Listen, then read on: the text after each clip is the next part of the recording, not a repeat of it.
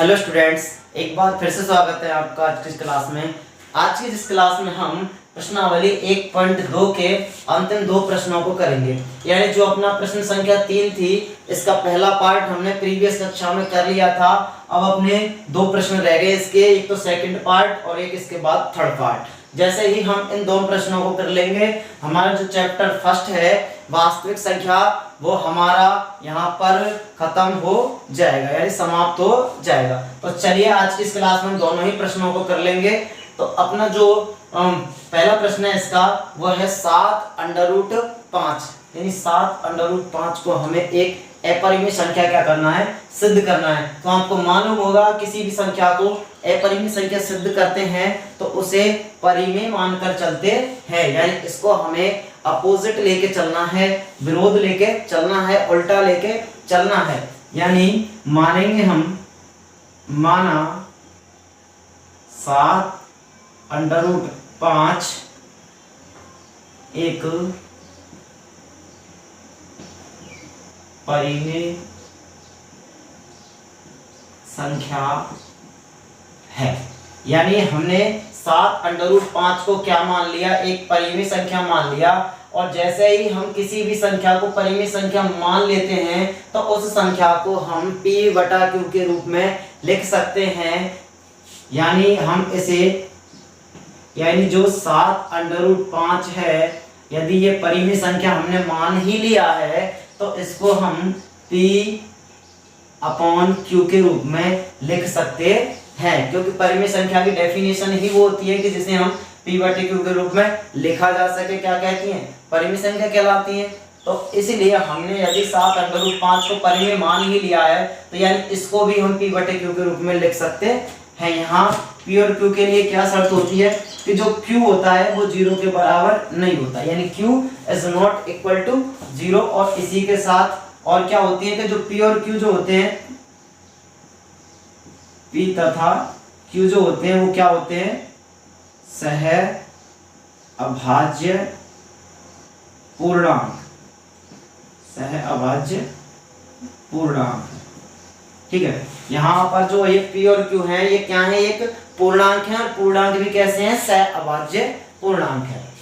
तो ये अपना कंडीशन है, इसे लिख के जरूर आना है, इसे छोड़ आएंगे तो नंबर कट जाएंगे। ठीक है, अब देखिए आगे वही प्रोसेस होने वाली है। आपको याद होगा मैंने आपको बताया था कि जो बायां पक्ष होता है उस घर की साइड में आपको केवल अंडर वाली संख्या रखनी होती है, बाकी जितनी भी संख्याएं होती हैं वो बराबर की उधर भेजनी होती है। तो यहाँ पर अपन इधर क्या रख सकते हैं, केवल √5 रखेंगे, उधर क्या है P/Q, और जो ये 7 है यहाँ से हटाना है, तो 7 हटा दिया। ये किसमें, इसके √5 के साथ ये किसमें था, गुणा में था, उधर जाएगा तो ये कहाँ चला जाएगा, बटे में चला जाएगा। ठीक है, इसको दे देते हैं समीकरण नंबर 1।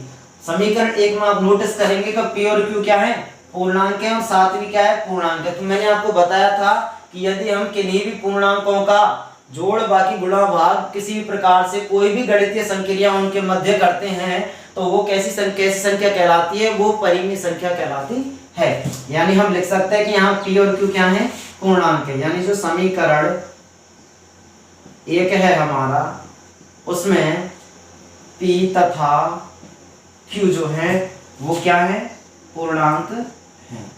चाहो तो आप यहाँ सहभाज्य पूर्णांक पूरा लिख सकते हो, लेकिन अपना काम केवल पूर्णांक से ही हो जाता है, पूर्णांक है। अतः ये जो संख्या होगी कौन सी वाली, ये वाली, अतः P/7Q जो होगी, अतः P/7Q एक कैसी संख्या होगी, परिमेय संख्या होगी।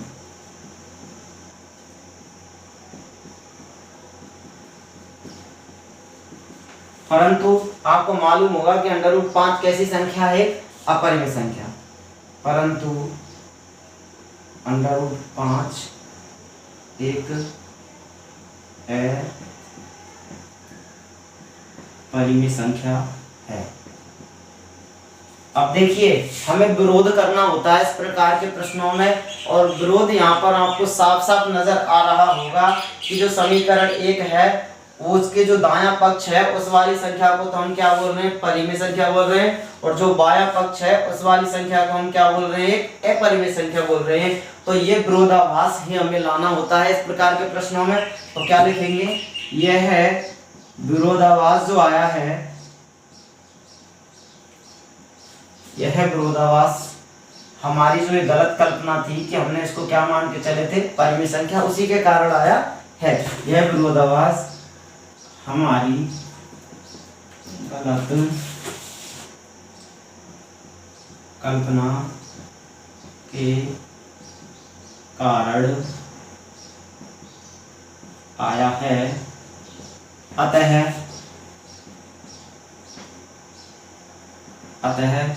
7√5 कैसी संख्या है, अपरिमेय संख्या है। तो छोटा सा प्रश्न था, बहुत ही आसान तरीके से हमने कर लिया। उम्मीद है आपको समझ में आया होगा। अब इसका लास्ट जो पार्ट है उसको करते हैं।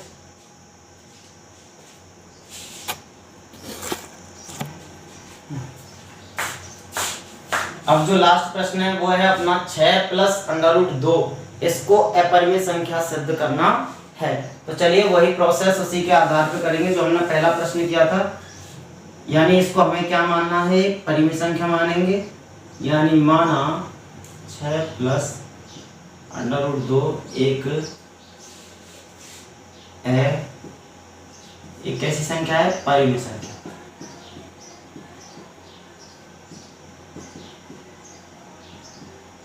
यानी इसको हमने एक परिमेय संख्या मान लिया, तो इसको हम p/q के रूप में लिख सकते हैं। यानी 6 + √2 को किसके रूप में लिख सकते हैं, p/q के रूप में लिख सकते हैं। यहाँ पर p और q के बारे में हम क्या कहते हैं कि q जो होगा वो 0 के बराबर नहीं होता है। साथ ही हम क्या कह सकते हैं कि p तथा q जो होते हैं वो क्या होते हैं, सह अभाज्य पूर्णांक है। ठीक है, तो ये कंडीशन आपको याद रखनी है। ठीक है, अब अपन को क्या करना है कि इधर अंडर रूट वाली संख्या रखनी है, बाकी उधर भेजनी है। तो इधर से केवल 6 को उधर भेज सकते हैं। इधर क्या बचेगी, √2, उधर क्या है p/q, और 6 यहाँ पर प्लस में है, उधर जाएगी तो ये माइनस में हो जाएगी। इसको थोड़ा कैलकुलेट और कर लेते हैं। √2 बराबर q क्या आ जाएगा, यहाँ पर एलसीएम आ जाएगा।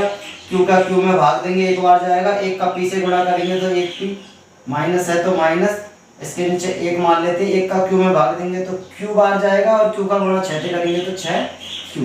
तो इस प्रकार से इसको दे देते हैं समीकरण नंबर 1। तो उसी प्रकार से सवाल बन गया कि यहाँ p और q क्या है, पूर्णांक है। यानी समीकरण 1 में p तथा q पूर्णांक है। अतः ये जो संख्या होगी, अतः p - 6q/q जो ये संख्या होगी, कैसी संख्या कहलाएगी, परिमेय संख्या कहलाएगी होगी। परंतु √2 एक कैसी संख्या है, अपरिमेय संख्या है।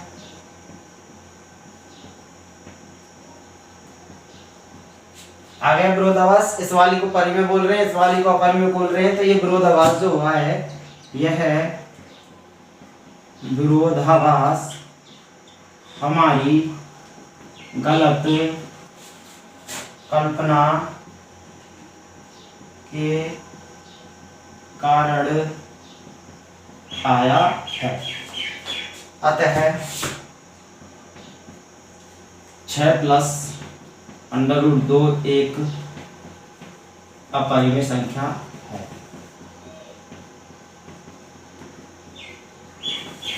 ठीक है, तो ये था अपना अंतिम प्रश्न। इसी के साथ ये पहला चैप्टर हमारा समाप्त होता है। आगे की क्लास में हम प्रश्नावली जो 2 है, यानी चैप्टर्स 2 है बहुपद, उसके बारे में पढ़ने वाले हैं। तो चलिए अगली क्लास के लिए बने रहिए हमारे चैनल के साथ। Thank you.